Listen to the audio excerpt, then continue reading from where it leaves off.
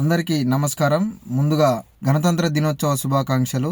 ఈరోజు కాటారంలో గణతంత్ర దినోత్సవం చాలా ఘనంగా జరుపుకున్నందుకు కాటారం ప్రజలందరికీ ధన్యవాదాలు. ఎందుకోసం అంటే ఈ వీడియో గణతంత్ర దినోత్సవం జరుపుకొని జెండా ఆవిష్కరించిన ప్రతి చోట ఏదైతే ప్రైవేట్ స్కూళ్లకు సంబంధించిన విద్యార్థులే ఉన్నారు కానీ ప్రభుత్వంలో చదువుతున్న విద్యార్థులు లేరు. ఎందుకోసం లేరు అనేది చిన్న డౌట్. ఎందుకంటే ప్రజల చేత ప్రజలే ఎన్నుకోబడ్డ ప్రతినిధులు, ప్రజాప్రతినిధులు ఎందుకు పేద విద్యార్థుల గురించి ఆలోచిస్తలేరు?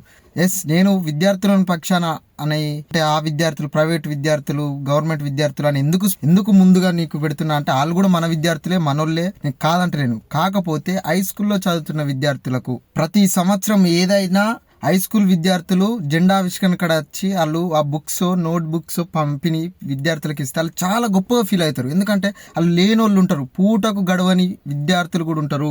వాళ్ళకి ఆ బుక్స్ అవకాశం ఇచ్చే అవకాశం ఉంటుంది కదా. ఎందుకోసం ఈ ప్రజాప్రతినిధులు కాటారంలో హై స్కూల్ విద్యార్థులను జెండా ఆవిష్కరణ కాడ పిలవడం లేదు?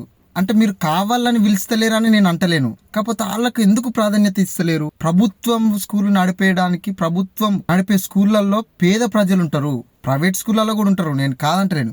కాకపోతే ఒక్క పూట గడవని విద్యార్థులు, 3 పూటలు అన్నం లేని విద్యార్థులు కూడా ఉంటారు. అందుకోసం వాళ్ళకు ప్రాధాన్యత ఎందుకు ఇస్తలేరు? ఒక నోట్స్, నా చిన్నతనంలో ఒక నోట్స్ జెండా ఆవిష్కరణ కాడిపోతే ఒక నోట్స్ గిఫ్ట్ ఇస్తే మేము ఎఫ్ఏలకు వాడుకునేది, చాలా సంతోషపడేది. ఎందుకంటే అప్పుడు కొనుక్కోవడానికి డబ్బులు ఉండేది కాదు సరిగ్గా, అవి ఇస్తే మేము చాలా సంతోషపడేది. ఎందుకు ప్రైవేట్ స్కూళ్ళను ఎంకరేజ్ చేస్తున్నారు? ఎందుకు ప్రైవేట్ స్కూళ్ళను? గవర్నమెంట్ స్కూళ్ళు సరే, వీటిని కూడా ఎంకరేజ్ చేయండి. ప్రైవేట్ స్కూల్ విద్యార్థులను కూడా తీసుకురండి. ఒక్క చోట అంటే ఒక్క చోట అధికారికంగా ఎగిరేసే కాడ కూడా ప్రైవేట్ స్కూల్లో ఉన్నాక ఏం దుర్మార్గం ఇది? హై స్కూల్ విద్యార్థులు చూడండి, పేద విద్యార్థులు, రోడ్ ఎక్కని విద్యార్థులు, ఎందుకు పిలుస్తలేరు? వాళ్ళకు ఎందుకు ప్రాధాన్యత ఇస్తలేరు అనేది నా ఆవేదన. నేను ఎవరిని ఉద్దేశించి కాదు. ప్రైవేట్ స్కూళ్ళను మోటివేషన్ చేస్తున్నారా మీరు? ప్రైవేట్ స్కూళ్ళను ప్రజాప్రతినిధులు మోటివేషన్ చేస్తున్నారా? ఎందుకు హై స్కూల్ విద్యార్థులను జెండా ఆవిష్కరణ కాడికి తీసుకురావడం లేదు? మీరు ఎందుకు తీసుకురావడం లేదు? వాళ్ళకి నోట్స్ ఇస్తే ఎంత సంతోషపడతారు తెలుసా? వీళ్ళు ఉన్న వాళ్ళు ఎట్లయినా కొనుక్కుంటారు, ఎట్లయినా గడుస్తుంది, నేను కాదంటలేను. వీళ్ళకి కూడా ఇవ్వండి, కానీ వాళ్ళని ఎందుకు పిలుస్తలేరు?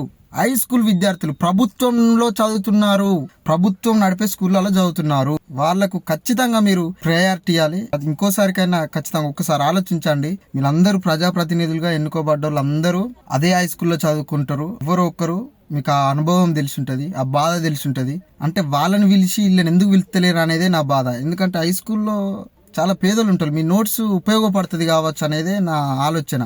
దయచేసి మీరు దీన్ని తప్పుగా అర్థం చేసుకోకండి. హై స్కూల్ విద్యార్థులకు ప్రాధాన్యత ఇవ్వండి, ప్రైవేట్ స్కూళ్ళను పెంచి పోషించకండి. మనము మోటివేషన్ చేయాల్సింది గవర్నమెంట్ స్కూల్లో చదవండి, మాకు గవర్నమెంట్ ఉంది అని గొప్పగా చెప్పుకోండి, మేము కాదంటలేము. గవర్నమెంట్ స్కూల్ బతకాలి కదా, ప్రైవేట్ స్కూల్ని ఎందుకు మోటివేషన్ చేస్తారు?